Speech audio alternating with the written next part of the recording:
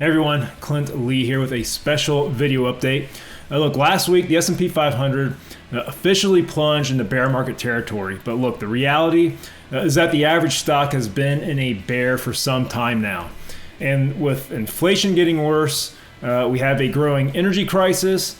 We saw the Fed is getting more aggressive on rate hikes. It's a scary time for investors.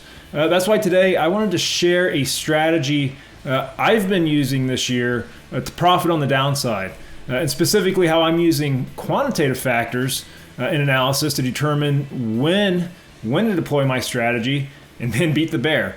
But before we get started, I want to let you know that Ted and I, we just released a special episode of Your Money Matters about using powerful quant factors that you could be using to boost your portfolio.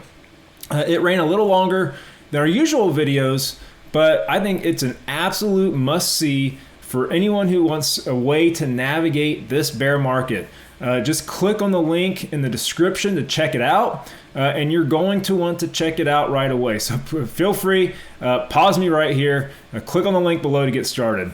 Now for today, I want to share a few ways that I'm using some of these quant factors and things that impact quant money flows to make gains on the downside in this market. And one simple way to play the downside is with put options.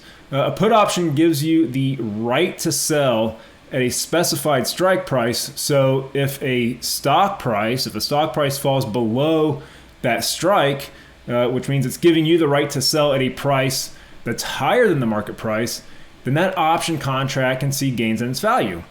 Sometimes those gains can come quick, and that's because of the saying that stocks that go up on an escalator and down on an elevator, meaning the downside moves can happen quick, and we've seen that over these last 2 weeks now.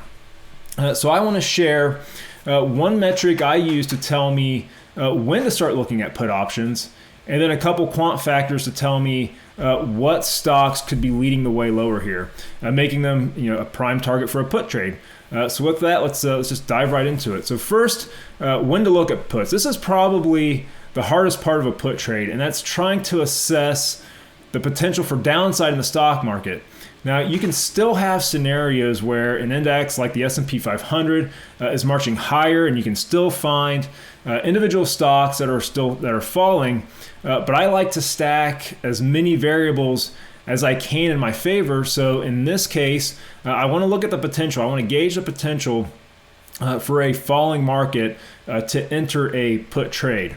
Now I look at a lot of different things to assess the stock market's direction over the near term, which for me, near term means a few months out. And one of those things I track that can influence movement in trillions. There's trillions of dollars in fund flows, and that is with stock market volatility. And look, that's because there are all sorts of strategies that use volatility to manage how much exposure they have to the stock market. There are quant funds, there's something called risk parity funds, but the similarity is that they target a certain level of volatility in our portfolio. I like to think of it as it's like having your risk budget. You probably have a spending budget. If you go over your budget, you cut back on spending. If these funds start to see stock market risk go over their budget, they cut back on how much stocks they hold. So a pickup in volatility can become sort of this feedback loop because it leads to selling. Selling leads to higher volatility, and so on we go. So one simple metric I watch for a pickup in volatility is just with the VIX index. This measures the expected volatility in the S&P 500. And look, this might be the most mean reverting thing I know of, meaning it tends to snap back from extreme levels, whether it's extremely high levels or extremely low levels. If you look at this index, around 20 is the long-term average on the VIX. So what I do is I watch for a move over 20 from a low reading. So let me show you a 3-year chart right here of the VIX to put things into perspective. So here's that chart. This period right here in 2021, this was a low volatility regime. So not much going on in terms of me looking at the put side. But look at what's happened since November 2021. We've entered a higher vol regime, a sustained move over this 20 level. Once again, it's the long-term average. A sustained move over 20, you can see these higher lows right here that keep coming into play.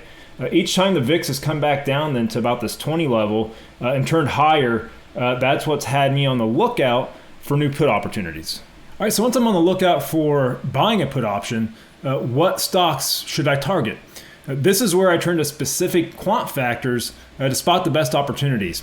Now, in the case of puts, I want to find stocks that rank poorly based on my factors and could go on to see further price declines.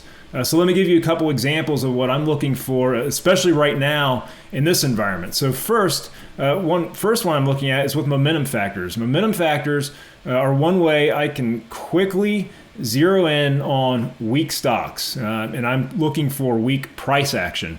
Momentum is just a way to rank stocks based on their past returns, looking at things like the previous 6 or 12 month returns. And I do this because price trends over those time frames tend to persist. That can be on the upside and the downside. So when the stock market is declining, I am not trying to find a stock that's seen huge gains and I'm trying to pinpoint its top. I'm looking at names that have already been leading on the downside. And quite honestly, a lot of times, the names I'm looking at based on these momentum metrics are on the verge of making 52-week new lows. Now, there's another factor category that I'm singling out, once again, especially in this market, and that is with credit factors. Credit factors evaluate the likelihood that a company could default on its debt, and it looks at things like how much debt's on the balance sheet, how much operating profit a company is generating to make its interest payments. Now, what I do is I really hone in on this factor when the bond market starts to show signs of stress like it is right now. So here's a chart of junk bond spreads. All right, now this spread, it's a measure of how much extra compensation junk bond investors are demanding over a safer asset, like a U.S. Treasury bond.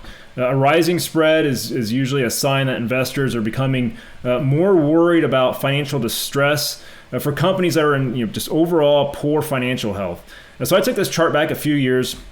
The big spike that you can see right here, that's at the start of the pandemic. So just to put things into perspective, but more recently, you can see that spreads have turned up again, and we are now trading near the highest levels in almost 2 years.